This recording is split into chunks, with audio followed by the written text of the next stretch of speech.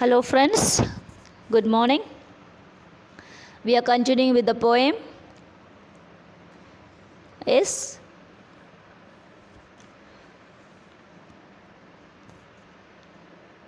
11th stanza from No Not Enough. Okay. No, not enough. Shaking with laughter, the monster bends down, takes our earth in his hands, and stands straight and huge. His wriggling tongue licks even every corner of the earth. He has begun munching it. Okay. Tearing down or knocking down truth and dharma is not enough for the monster. Okay? Just tearing down or knocking down or destroying dharma and truth in the world is not enough for the monster. Then what else he is doing? Shaking with laughter means a loud outburst of laughter, which indicates the victory of evil over dharma and truth. Okay? Shaking with laughter here means a loud outburst of laughter, which indicates the victory of evil over dharma and truth. The monster bends down and takes our earth.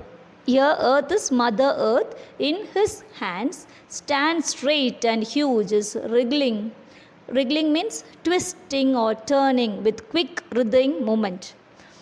Wriggling tongue licks every corner of the earth. That is, now the monster has started to destroy every corner of the earth.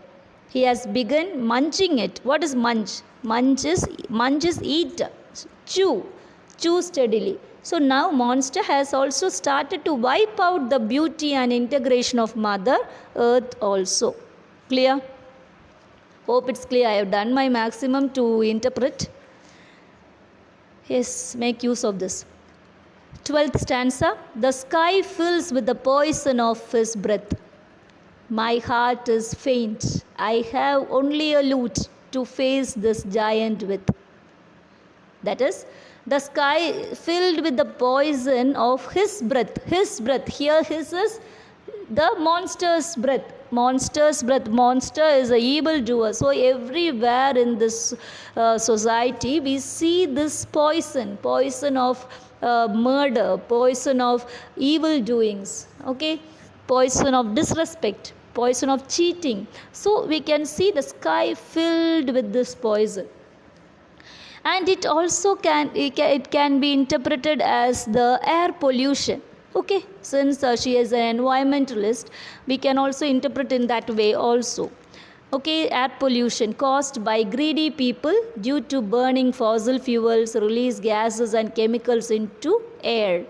Carbon dioxide and methane raises the earth's temperature. So climate change, rising sea levels, more extreme weather, heat related deaths and increasing transmission of infectious diseases are all the consequence of this poison breath.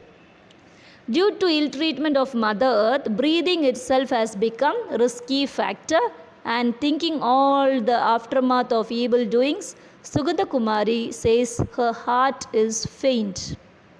Faint means she has become weak of thinking of this so much cruel world, and she tells she has only a lute in her hand to face this giant. Here it is there's a good interpretation about this. Okay, here lute, I have only lute, that is to face giant monster. That symbolizes the weapon.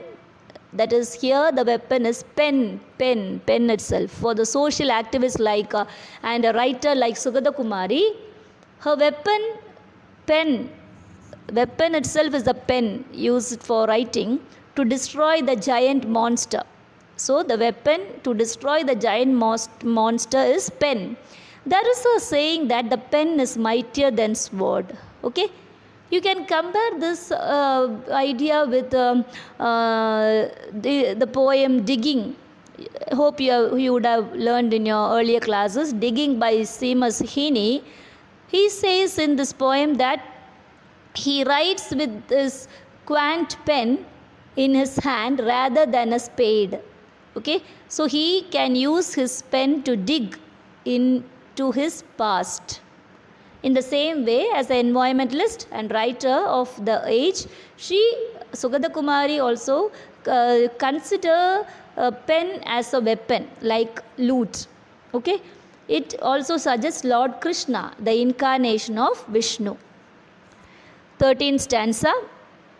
Whom do I call through my lute? Whom do I search for? I search for a mighty one, mighty as a Varaha, mighty as a Varaha that rescued our mother from the depths of the sea. That is,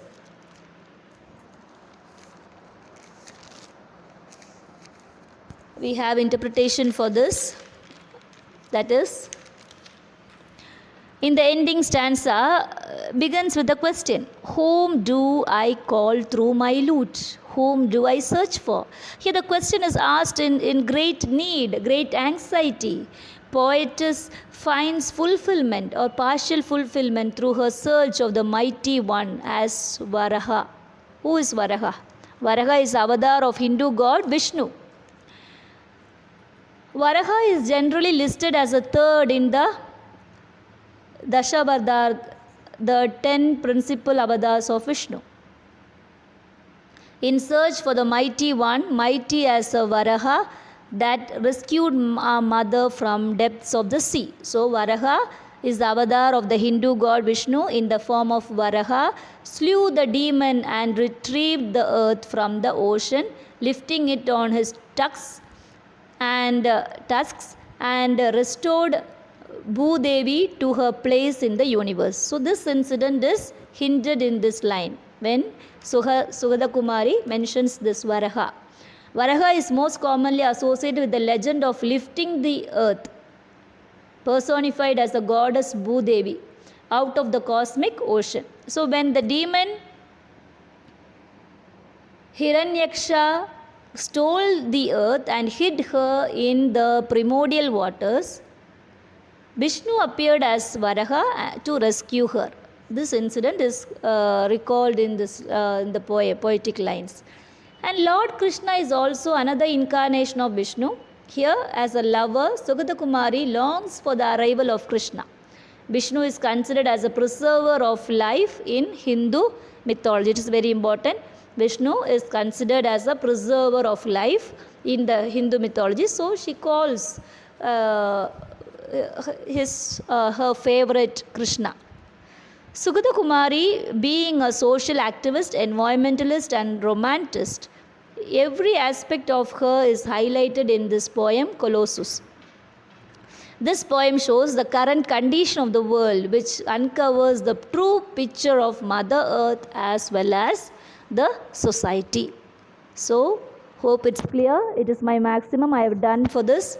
So, take notes and be prepared. Okay. Thank you for listening. Thank you.